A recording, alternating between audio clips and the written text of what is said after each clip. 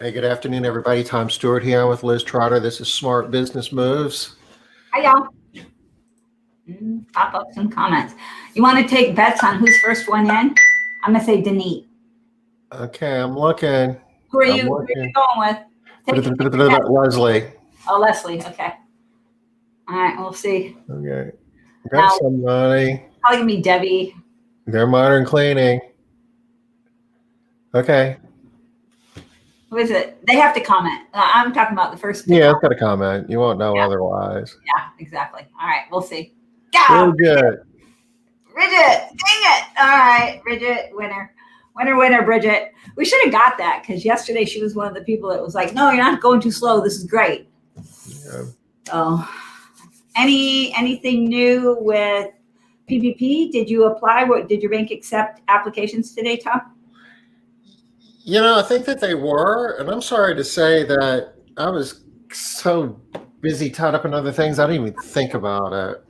It's funny. My bank told me yesterday, oh gosh, sorry, we were wrong.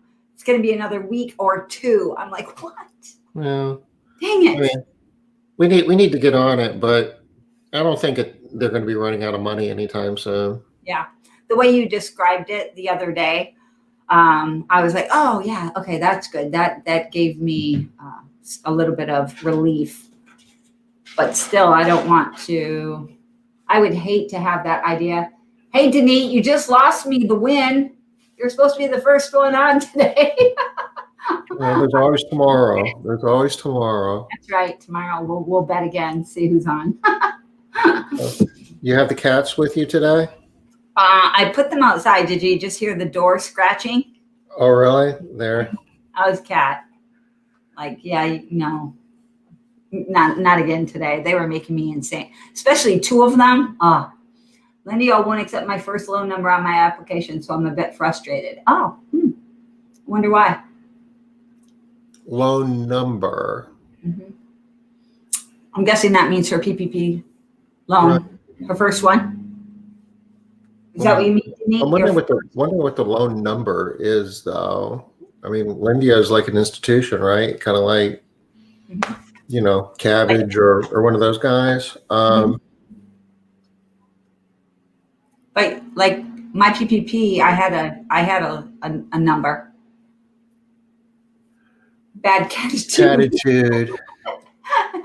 That's right. It's like you're here, Robin. Dang them. They were making me crazy yesterday. Yeah, she's talking about her PPP number, Tom. Oh. Like you didn't have one? We did. We had a loan. You mean you use the same number the second time around? They probably need it. Like, what was your first? Tell us about your first loan. Something like that. What was the number? Did you get one? Yes. What was the number? Yes. So they can see. You're going to be good at this. You'll jump right in. I'm ready. 2 weeks from you got to wait 2 weeks, but. Darn it. I don't want to wait. Yeah. You find another bank. I'm actually kind of happy that I'm waiting because last time I got in really quickly and then the rules changed after I had spent half my money in not the best way. So. Yeah, I think a number of us made decisions that we would have made differently. But now, with the tax credits coming in, if you spend your money faster, I mean. Yeah, actually, really good point. At the time, I was like, what? I don't want to be irritated by free money, but.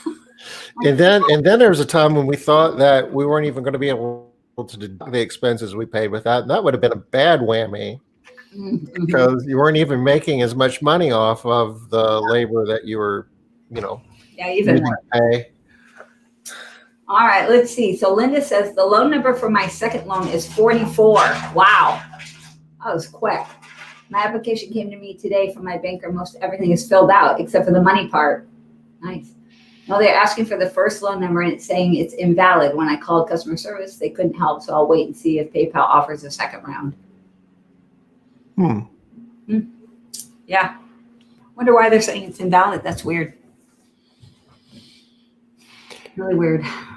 So all of this is working through a bank this time. There's no direct help from the SBA. Yeah.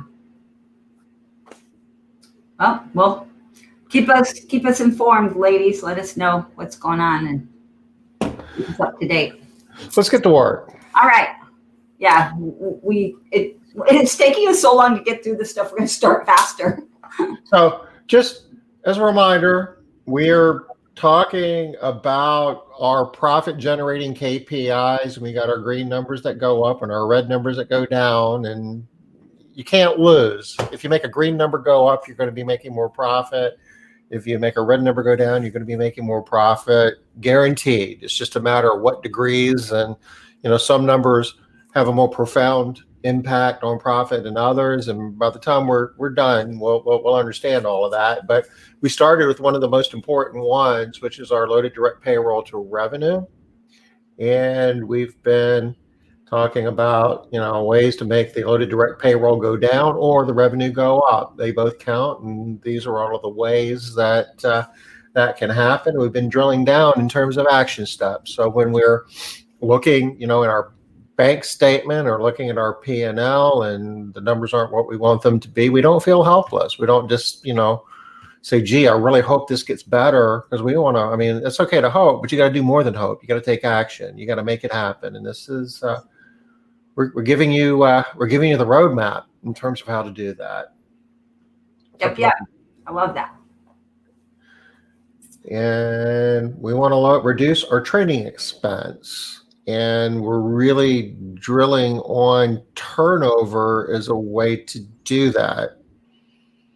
And the reason for that, again, for those of you that are maybe coming in new, is the amount of money that you spend per trainee is a much smaller amount as a percentage than the number of cleaning professionals that you train or the technicians that you train.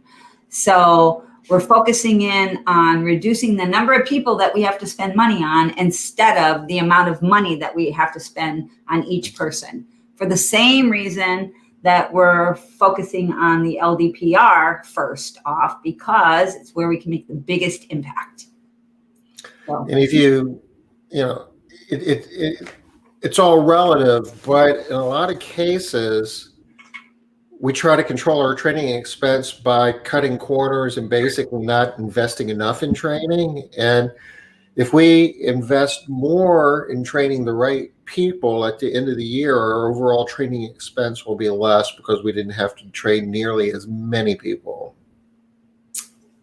Okay, so Denise has a question here, and before we answer it, we're gonna try and give her a couple of hints and see if she can come up with the answer herself.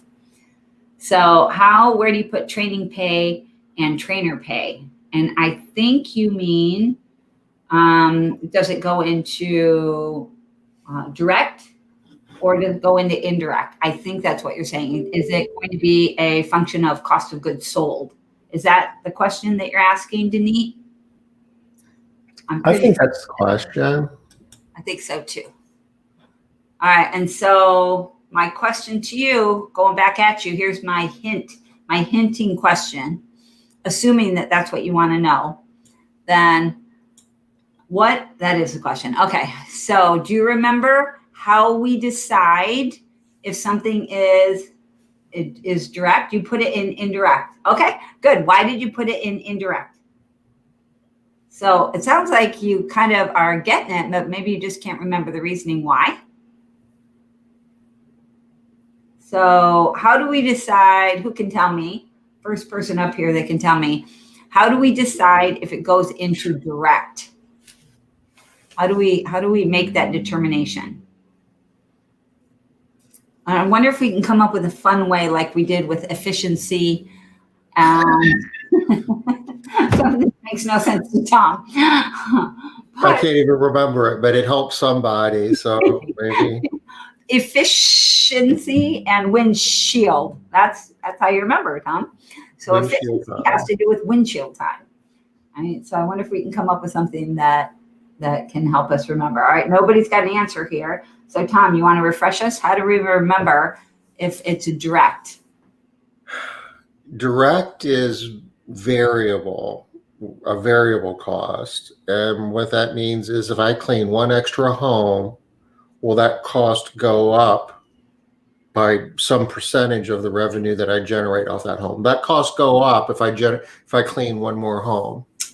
Okay, I think I have one. Oh, can't remember why. Yep, that's the thing. I think I might have a little trick that would help us. So it is direct if this cost is directly related to cleaning another house. So if it's directly related to cleaning one more house, does that play, Tom? Maybe not directly related, but it's directly going to change because we're cleaning one more house. Right.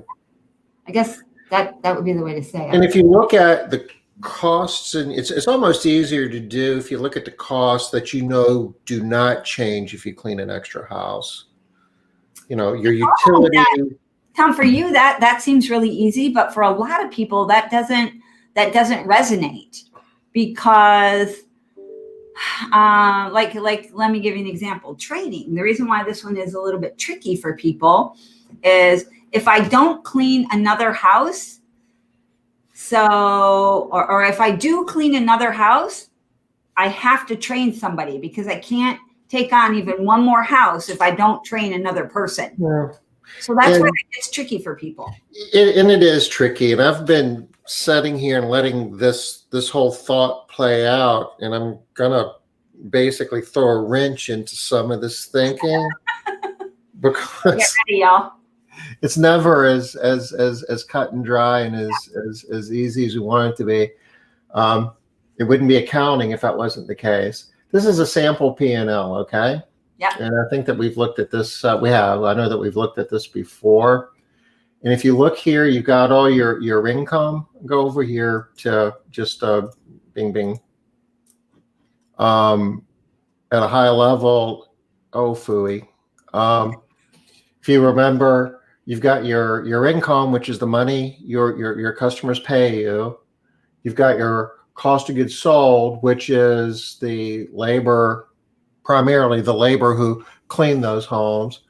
You subtract cost of goods sold from your income, you get gross profit. And gross profit is really the thing that you use to first pay all your other expenses, and then what's left over is net profit. Okay. Yeah. So does your training cost go into this cost of goods sold, or does your training cost go into gross profits? The real answer is you can do it either way.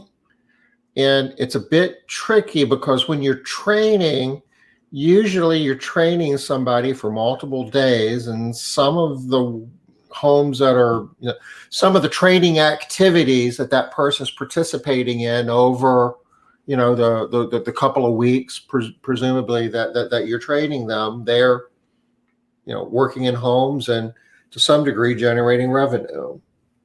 Is that a fair assumption to make? Yep. Maybe not in the beginning, and maybe not your trainer pay. Well, your trainer is going to be with them in the home, and you have training homes that your trainer and your trainee goes in with, and maybe they have an extra person, maybe they don't. At the end of it, though, they've cleaned a home and the customer's paying for it. It's not nearly as productive. Your revenue per labor hour, your payroll to revenue off of that one house is going to be higher. Your gross profit off of that one house is going to be lower, presumably because they're going to be slower. You're going to have more salary. It's going to skew that number. To answer the question, our practice and my recommended way of handling the training cost for both the trainer and the trainee is to put it in with direct labor if out of the entire training process, how many ever days it is, assuming that the majority of it is spent in the field generating some level of revenue.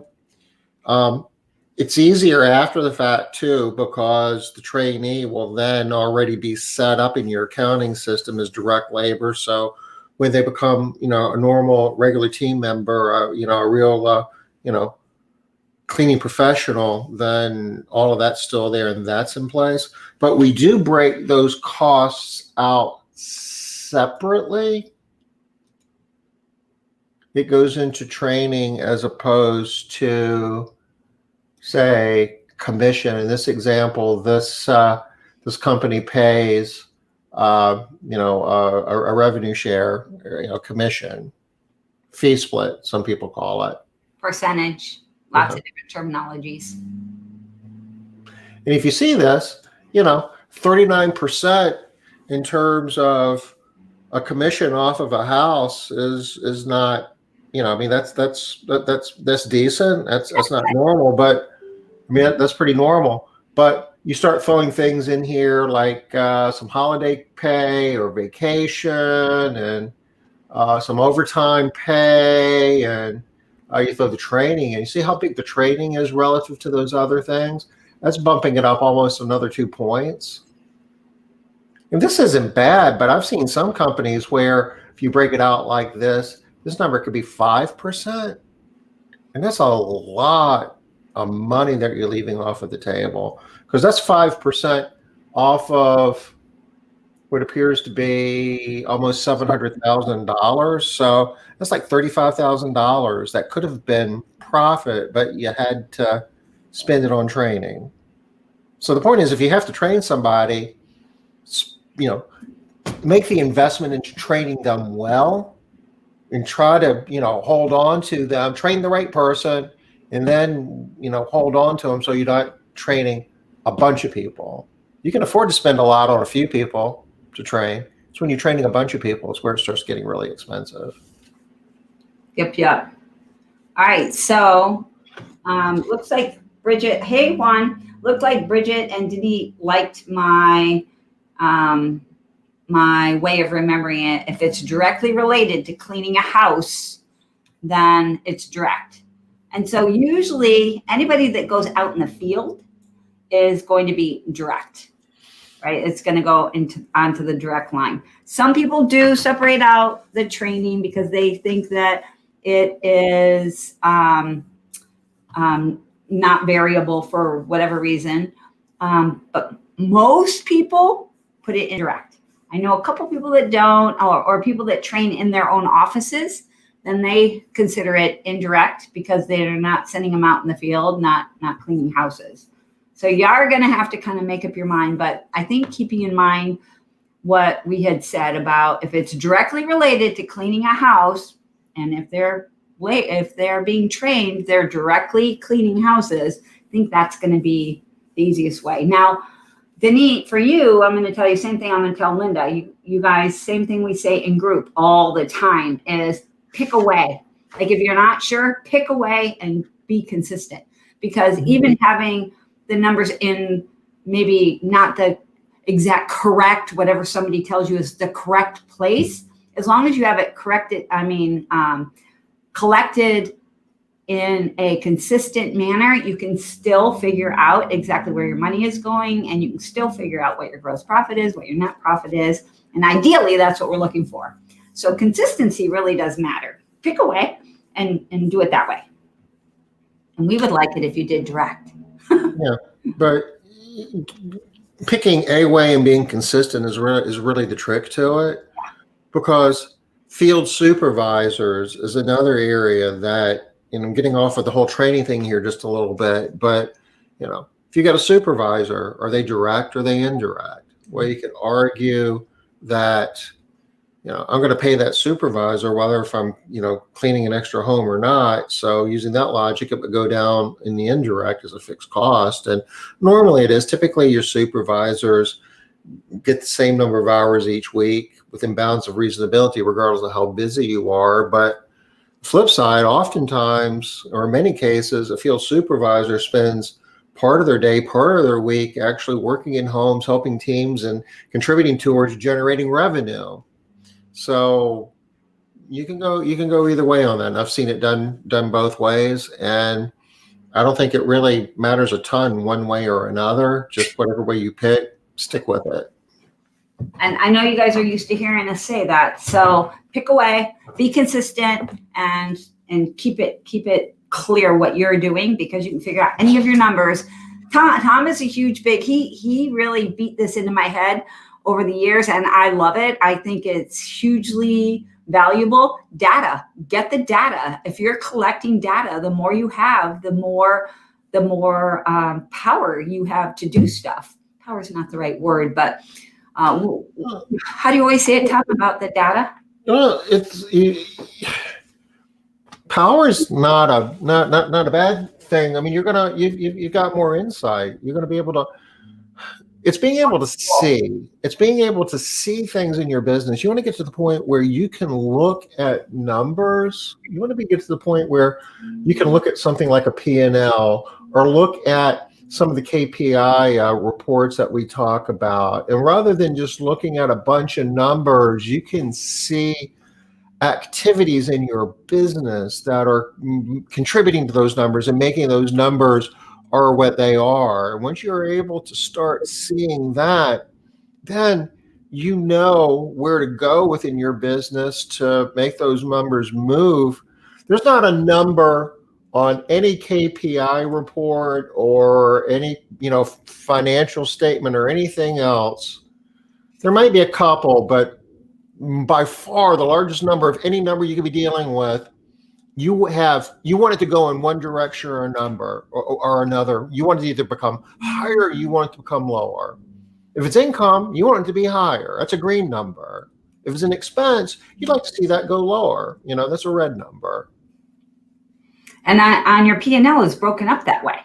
So that's super helpful as well. Once you start getting used to seeing, for those of you that are not number oriented, you're probably more word oriented. It usually goes that way. People are either more skewed toward understanding numbers really easily or words really easily. Some people obviously do both and some don't do either, but most of the time it's one or the other. So for those of you that don't find numbers to be super, super easy, like you have to work harder at them, you can think of it this way. It's like when you were first learning how to read and each letter, you had to pick out each letter and how does that one sound again? Oh, yeah. Here, it sounds like A sounds like, what is it again? Oh, yeah, ah. Oh, yeah, okay. So H-A-T. You had to really sound it out. But now you can just glance at the word hat. You don't even have to anything. And not only does the word automatically pop into your head, an image of a hat pops into your head and a whole thing pops into your head. And that's how it is when you get really comfortable with your KPIs or with your numbers in general, your P&L. I'm going to talk about your P&L. You start looking at those numbers and they just automatically pop out with meaning. They don't you don't have to think so hard. Okay, what is that word? What does that number mean again? What is that? Why is it there? What is it? Any of that? It just, you look at it when Tom, because it's more like this for me since working with Tom, because we've had to look at the numbers all the time. That when I just see the number, instantly I just like, that number has meaning for me. I'm sure every single number on the P&L does that for you, Tom. Just you see the number, it's like, nope, too big, nope, too small. But for most of us, we look at that number, it's like, first, what does that number even mean? Is that a green number or a red number? Yeah. Like, I don't even remember. I have to think really hard. Is that one supposed to go up? Okay, wait, income. Like, you make really easy things hard. It's like, income. Is that the same thing as revenue? I don't remember. How does that work again? Are those the same numbers? Like, really? So that's why we keep going over everything, you guys, and trying to make it simpler and bringing all of the little pieces to light so that you create a picture when you start thinking of these things. Now, what I am going to point out is we're talking about reducing training expenses as a to control the LDPR number, which is a direct number, right? So training expenses in our world go into direct labor because that's what we're doing right now. We're controlling that LDPR, right? That's what we're looking at. So for us, reducing training expenses is part of the LDPR, and this is how to control that number, how to get that number to go down. So Danit, if you're putting it in indirect, means that this piece of what we're talking about right now isn't going to be impacting, in your mind, not going to be impacting that direct payroll number. Is that making sense for everybody? how all of these things play together? Hope so. So there's a lot of conversation. Here we are back again, Tom, almost 2:30 and just getting started on the next. So, but we were talking about ads and we're talking about price, and price being what you're paying for the ad. What would you want to say about price? Well, I just wanted to point out that we're always talking about keep the ads running, keep recruiting all the time. You always want to be keeping your name in front of everybody, but do pay attention to the price. So if you're paying for your Indeed ads, that might not be the place that you are constantly recruiting. We have a process in Castle Keepers, and Liz actually developed this and introduced this to Castle Keepers, where from a recruiting standpoint and a labor needs standpoint and needing to hire people standpoint, we're either in a green status, a yellow status, or a red status. And green status would be that we're comfortable and we have the level of people that we need today, and based on forecast demand and the stability of our incumbent workforce, we're not really going to be hiring anybody at the moment. So the amount of money that we would be investing in ads and interviewing and all of that would be more modest. We're not going to stop. We always want to keep the machine running. On the other end of the spectrum, we needed people yesterday. We've got jobs that we're rolling that we can't even clean today. And there's no limit to the amount of money that we would spend at that point. There is, but we're willing to invest a whole lot more on ads and the whole recruiting exercise, because we need people yesterday. Yeah. So that's the important price there, is just knowing how much those ads cost, because you want to get a return on that investment, that price there. And sometimes, like Tom said, sometimes you're in the green, sometimes you're in the red. And when you're in the red, poof, you're willing to pay the money. All right, go ahead, Tom. I love that you're going to go to salary. And we might debate on this a little bit, because there's different perspectives and different ways of looking at this. Do you even put pay in your ad? Is there an argument where you would not want to? So part of what I'm going to say here is going to sound like I'm trying to wiggle out of some of these answers. I'm not really trying to wiggle out. It's just I work with businesses all over the country, and what I can tell you is that it depends on where you are and your labor market, because in some areas of the country, it might make sense to not put a salary in there, that you have better luck with your ads when you don't.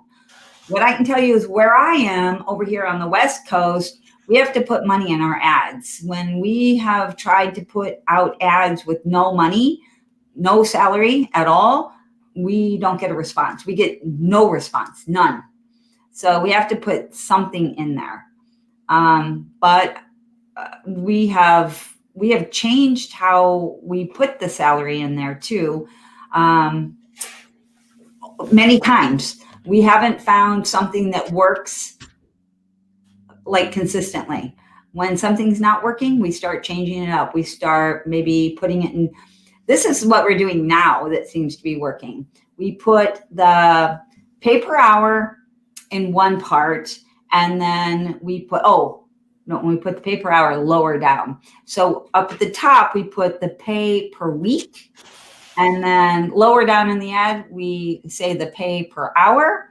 And then lower down in the ad, we do the pay per year, like the salary amount. And that seems to be working a little bit better. But would I say everybody should do that? I would not. Right. Like, I don't have the answer for what works. Do you know what tends to work best over there, maybe in Charleston or Atlanta or someplace, Tom? There's a couple of things.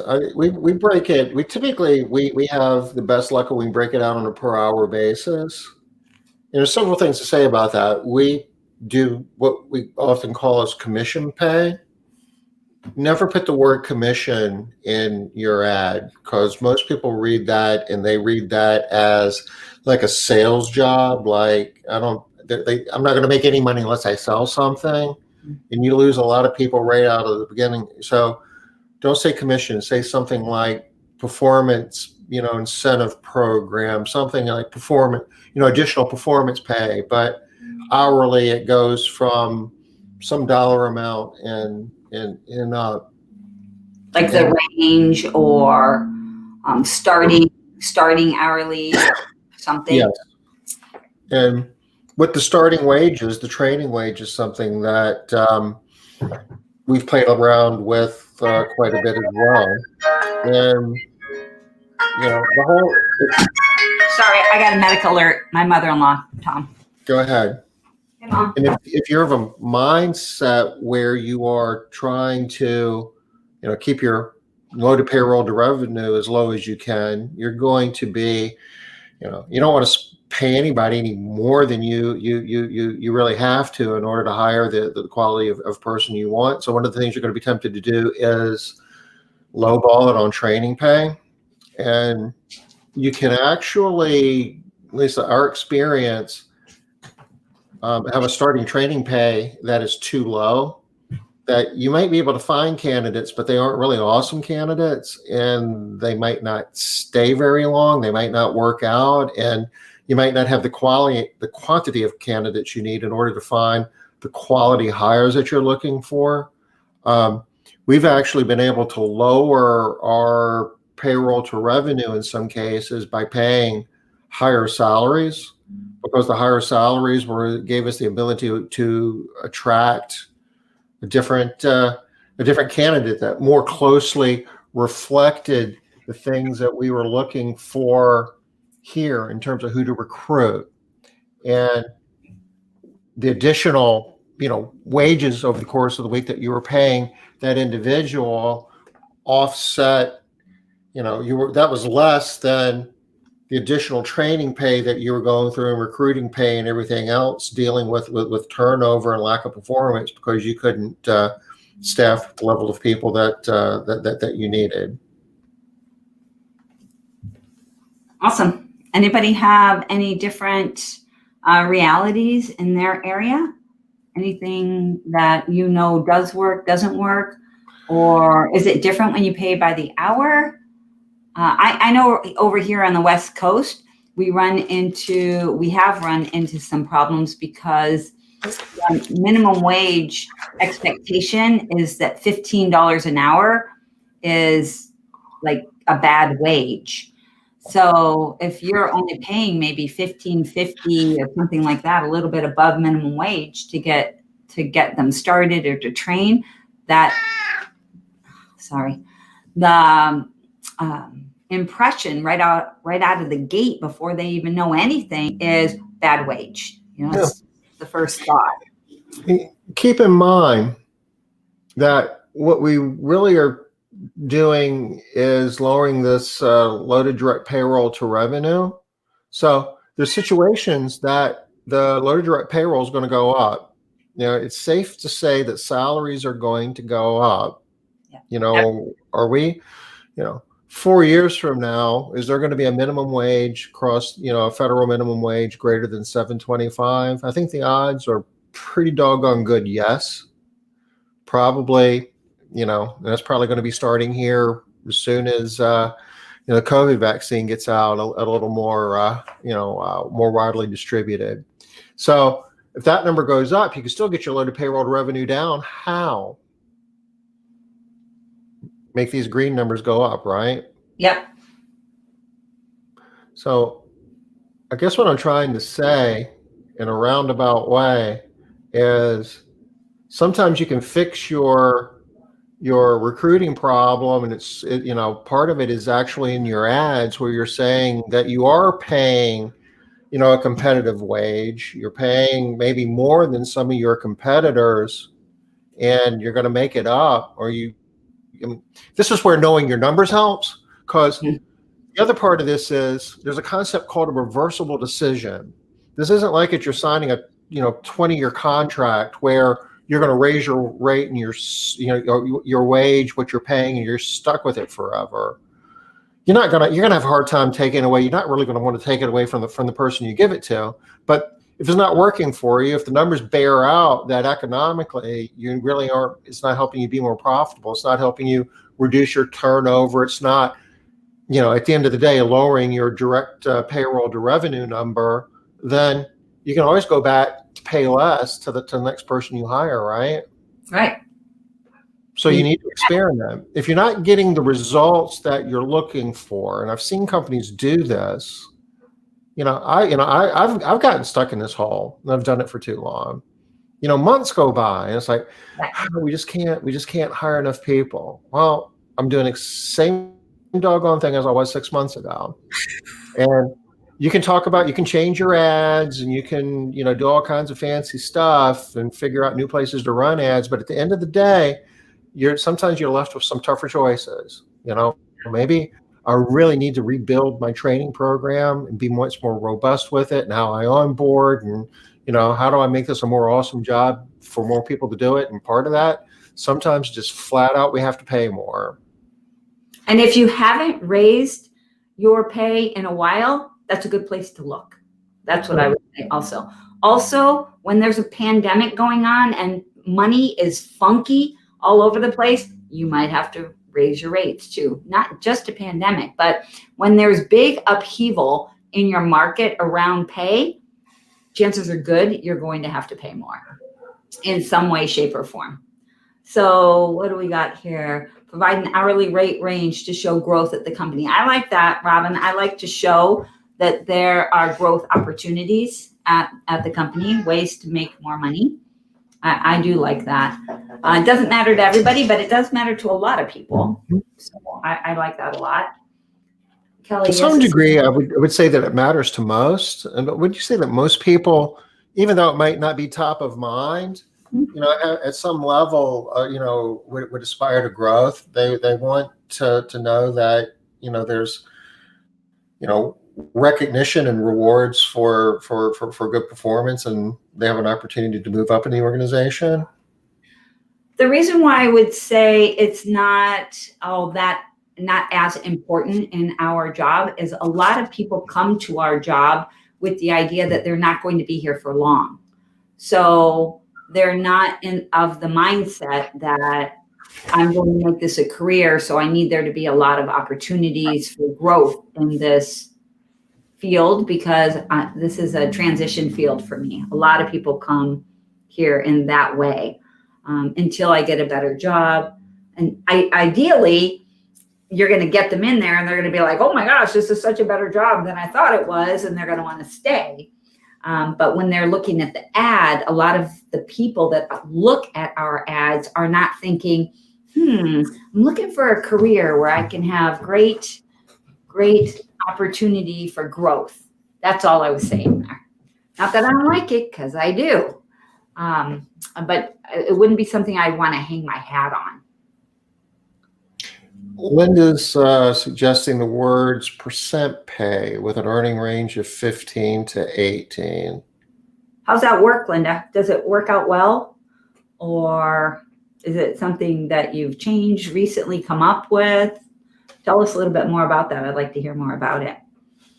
I think that if you put something like percent pay in there, that it makes sense to put the earnings range of 15 to 18, because a lot of people have to think about what is percent pay. They're not sure what it means. So as soon as you put the 15 to 18, they're like, oh, okay, well, I don't really care what it means. If it's 15 to 18 bucks an hour, okay, that I could work for that. Or no, I'm not going to work for that, whatever.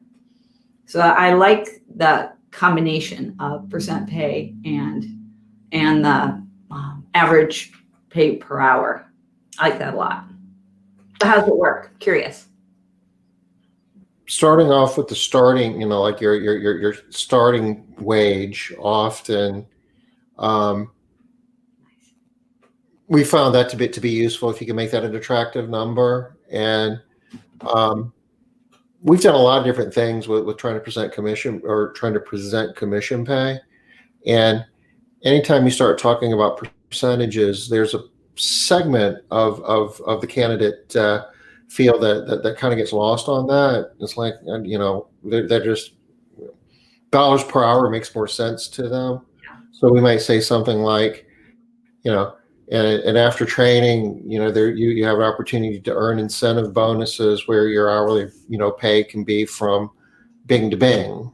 And same thing like Linda's doing, trying to put out that number that people know how to understand. They know what that means. Incentive bonus, though, is maybe from a marketing standpoint a little more attractive. It's not as scary. It's like, I don't need a calculator to do it. I mean, in reality, you might, but in the ad, you just want to attract people to come talk to you, right? Yeah. So it's an opportunity to get more people in the funnel. I still think if you're going to use a term like incentive bonus or something like that, you still need to get some numbers out there, like 15 to 18. Oh, yeah, absolutely. You need numbers.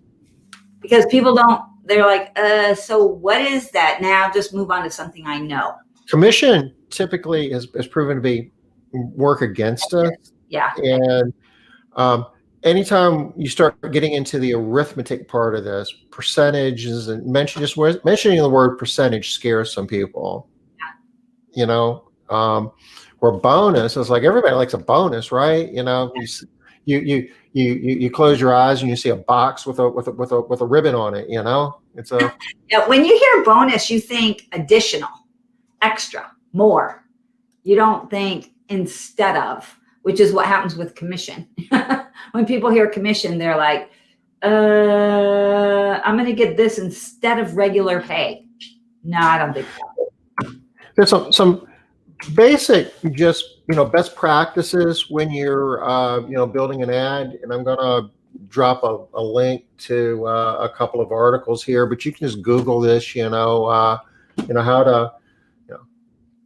how to build an awesome help wanted ad. And you can find, a lot of blog posts that are useful, but some tips, again, it's a marketing piece. So you want to make sure you're setting the right expectations, but at the same time, you're still selling at this point.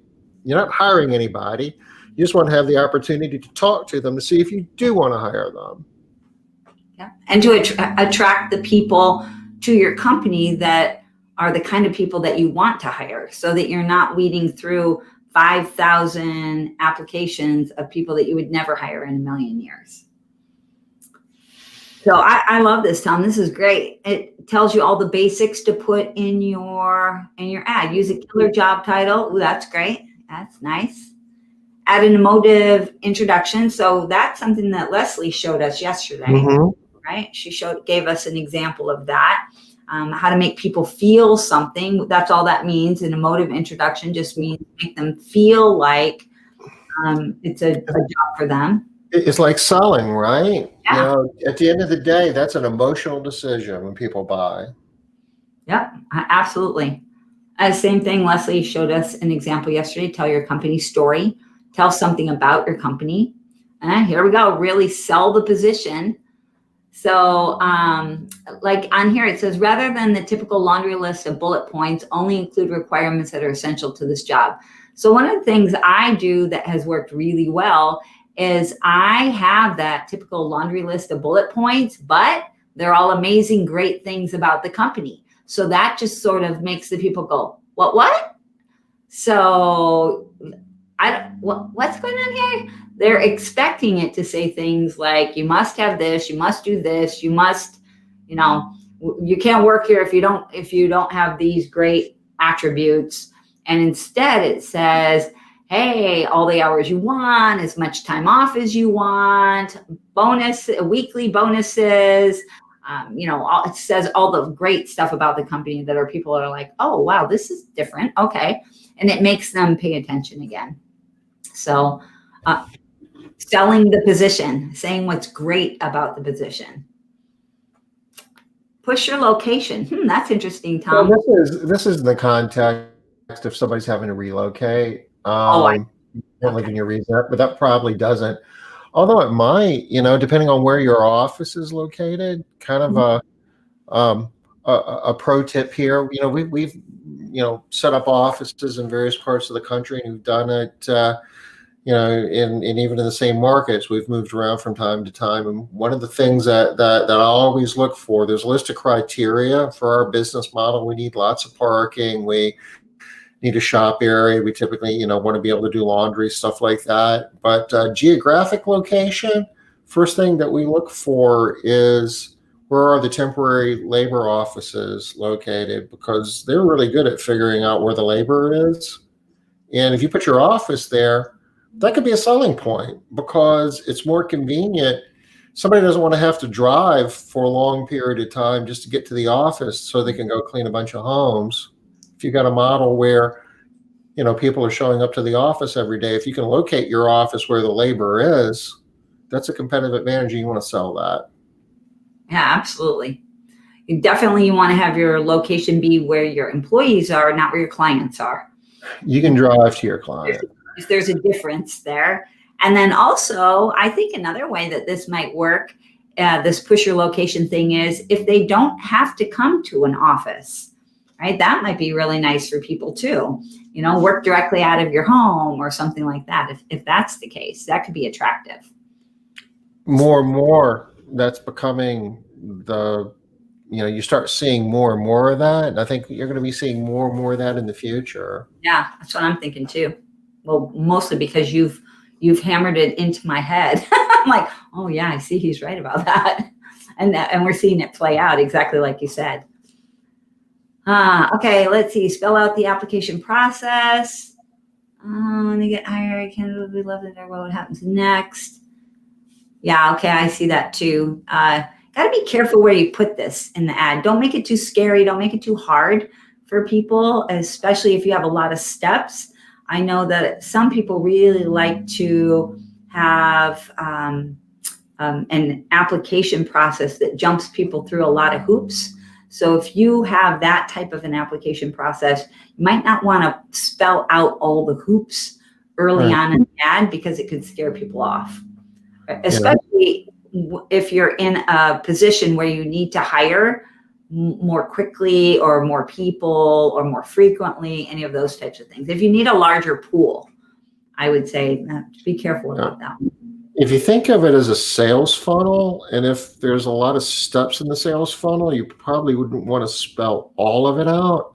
Yeah. But you would want to at least talk about the first, step to get in the funnel. And ideally, that's what they would say it's a frictionless, activity. You want to reduce the friction. You want to make it easy for people to at least, get into the funnel. If they meet your basic requirements, you can figure out further in the process if they're going to be a candidate or not. But you don't want to be losing, potentially, great employees because, they can't even, it's too hard to get in the funnel. Yeah, it's like, you're making it so difficult. If they need to go somewhere else, give them a link if you can, but make it as simple as possible, at least in the beginning stages before they've decided they actually really want to work for you.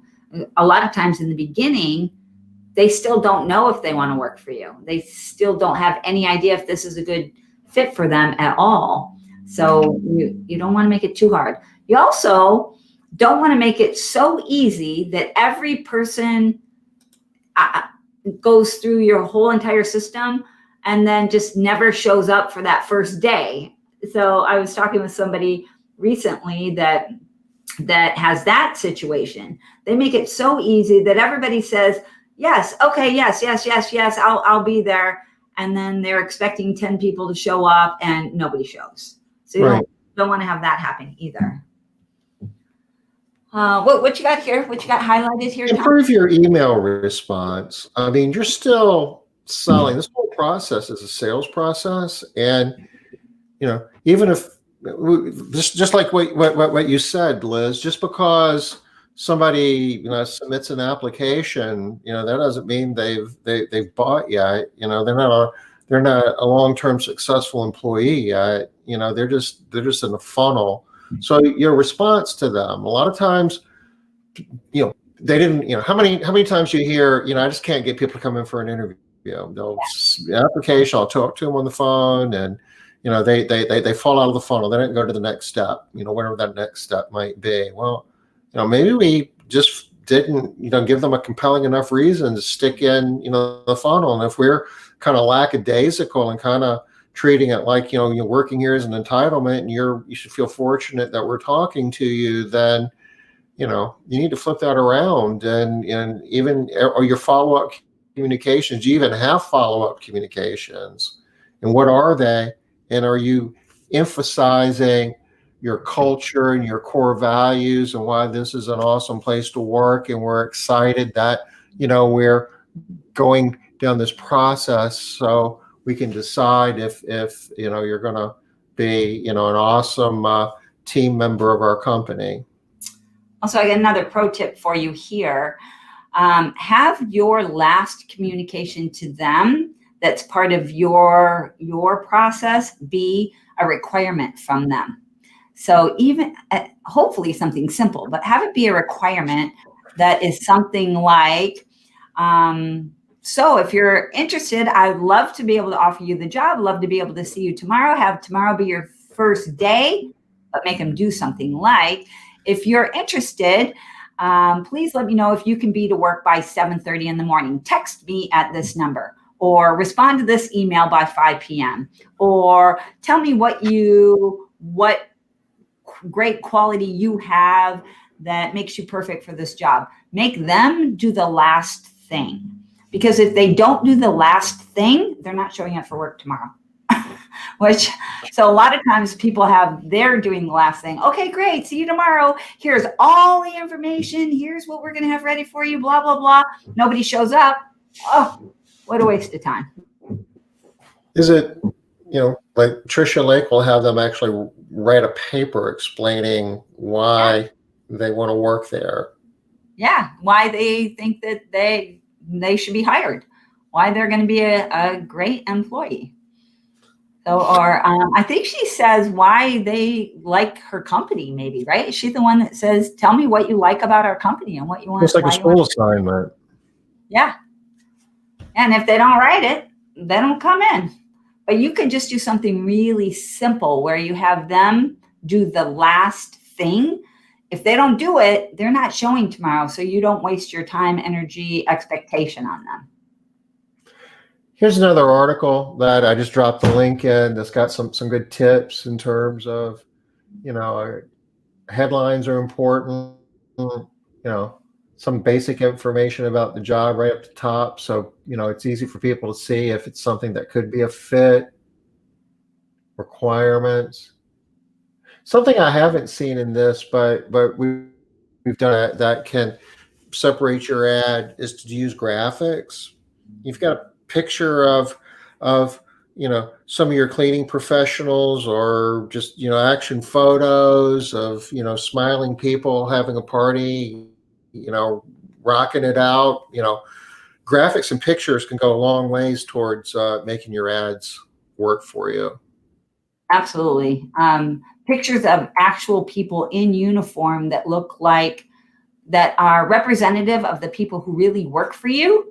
And going back to this culture fit again, what do those people look like can go a really long way to getting people to feel like, yes, this is a job for me. I'm like those people. I will fit in. People want to fit in at a job that they go to. So if they see people that don't like, I don't think it's a good idea for you to get models to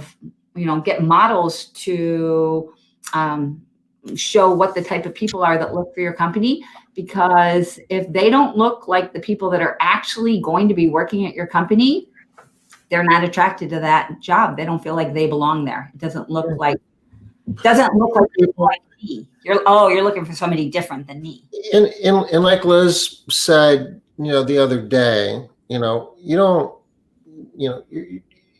people don't need to look like, they're going to be on the cover of Glamour magazine. You can use your own employees. It's best to use your own team members, but make sure they're clean, make sure they're tidy, make sure, don't just say, guess what we're doing today, guys? We're doing a photo shoot, plan it out a little bit, give people a heads up, let them kind of. Don't have them in blue uniform shirts with bleach spots on them. Yeah. Yeah, not the oldest uniform shirt that you have out there that you can't even see the logo on it anymore, right? You want to have them looking neat and tidy and like a good representation of your company, but a real representation as well. So that also is really important. I did want to say one more thing about the wage, the salary. When you're putting that in your ad, if you're seeing that a lot of people are putting like a lot of the ads are saying, you want your ad to, remember, stand out, but you want it to stand out in a good way. So if you see a lot of people putting like that hourly wage in there, you can put a weekly wage. The bigger number will sell better, believe it or not. This is an idea that comes from the book Persuasion for anybody that likes to read. A bigger number, when everybody else has a smaller number, $15 to $18 per hour, even though that's a big number, you can put in $500 to $600 a week. And it's like, wow, that big number, people have to figure that out. How much is it per week? But they will still be biased toward the larger number. So keep that in mind. And if everybody else has weekly, don't go the other way. Don't put in your lower 15 to 18 per hour thinking, yeah, but this is more than $500 a week. People won't see it that way. Even if they do the math and they figure it out, they're still biased against it in some underlying way that they might not even recognize. All right. So anything else we really want to point out about the ad com? Because we are there's a long list of stuff. And rather than going through all of that, I mean, that would be like a whole nother separate discussion. I'm just going to say best practices in creating a help wanted ad. Just Google it. And I gave you a couple of articles, but there's dozens of articles and they all have useful information. And a lot of them are all saying more of the same stuff than they are different stuff. There are some finer points, maybe not maybe, a little bit later on down the road, we'll do a deeper dive into that. But this is definitely a lot of information to get us started. And the biggest issue to remember is what Tom said early on. This is a sales exercise. You are selling your job. And you're also, at the same time that you're selling your job, you're trying to attract the right candidates, right? So don't forget that you're selling. Create your ad as if you're selling to a customer. Like what type of an ad would you put if you were trying to get more customers? You're trying to get more employees. Make it appealing. Make it something that people want to come work for. All right. Well, here we are, Tom, top of the hour. Shocking. It is top of the hour. Yeah. So I think that we're good break point. So we'll pick up on interviewing. And this is a lot, but if you really think about turnover and how turnover, can have a negative impact on your business in so many ways. Like we were talking the other day, it certainly has a big impact on your loaded direct payroll to revenue, but it impacts, your customer satisfaction. It impacts your attrition rate for your recurring homes. Arguably it impacts what you can charge for your service. If you've got a stable workforce, you can bill more. Yep, absolutely. Yeah, because your quality is going to be better. Everything's going to be better.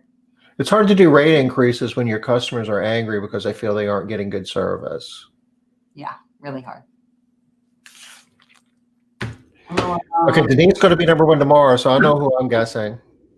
Thanks, Denise. I'm guessing that. I got her today. I get her tomorrow. I chose Leslie. I didn't even see Leslie here today, so I just completely missed that. She might not have just posted too. That's oh gosh, Bridget and Denise are there like in a contest now. Now we're gonna have to figure out. I might have to take Bridget. You can have Denise. No. Okay. Well, you guys take care. We'll be back here tomorrow, 5:00 Eastern. Interview tomorrow, y'all.